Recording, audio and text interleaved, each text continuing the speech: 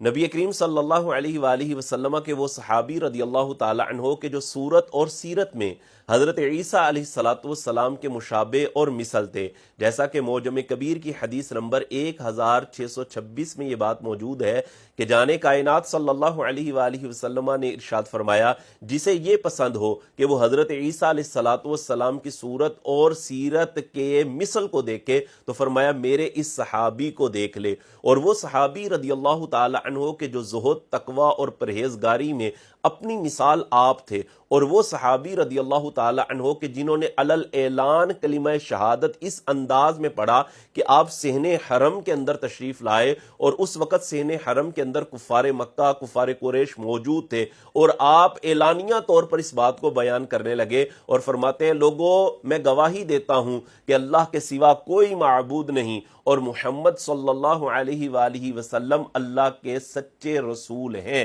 جیسے ہی انہوں نے علل اعلان یہ کلمہ شہادت پڑھا تو کفار مکہ اور کفار قریش جو اس وقت صحن حرم کے اندر موجود تھے، سب کے سب آپ پر ٹوٹ پڑے، اور حضرت عباس رضی اللہ تعالی عنہ نے جب یہ منظر دیکھا تو انہوں نے آ کر بتایا کہ جانتے نہیں ہو کہ جن کو تم مار رہے ہو، پیٹ رہے ہو، ان کا تعلق قبیلہ بنو غفار سے ہے، اور یہ وہ قبیلہ ہے کہ جو اس رستے کے اندر آتا ہے کہ جس رستے سے تمہارے تجارتی قافلے آتے اور جاتے ہیں، لہذا ان کو چھوڑ دو۔ تو یہ حضرت ابو ذر غفاری رضی اللہ تعالی عنہ ہے کہ جن کا اصل نام حضرت جندب بن جنادہ ہے، اور ابو ذر غفاری کے نام سے آپ نے شہرت پائی ہے۔ حضرت ابو ذر غفاری رضی اللہ تعالی عنہ کا تعلق قبیلہ بنو غفار سے تھا۔ آپ رضی اللہ تعالی عنہ اولین اسلام لانے والوں میں سے ہیں، اور آپ رضی اللہ تعالی عنہ کا جو فقر ہے وہ مشہور ہے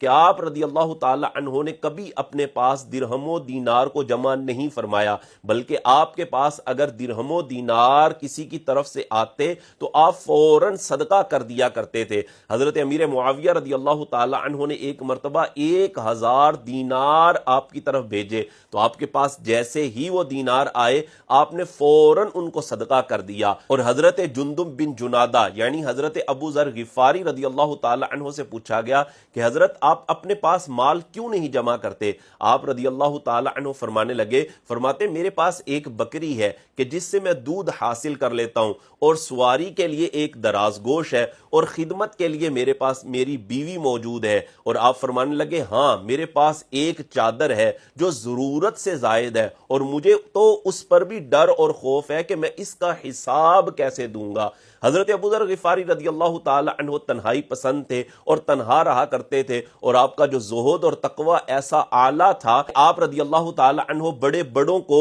سمجھا دیا کرتے تھے، اور کوئی صحابی رضی اللہ تعالی عنہ آپ کی بات کا غصہ نہیں کیا کرتے تھے۔ حضرت ابو ذر غفاری رضی اللہ تعالی عنہ آخری ایام میں آپ مقام ربضہ کے اندر موجود تھے۔ آپ رضی اللہ تعالی عنہ نے اسی مقام پر وصال فرمایا، اور حضرت عبداللہ بن مسعود رضی اللہ تعالی عنہ نے آپ کی نماز جنازہ پڑھائی۔ آپ کا وصال 32 سنہ ہجری اور ذوالحجہ شریف کے مہینہ میں ہوا ہے۔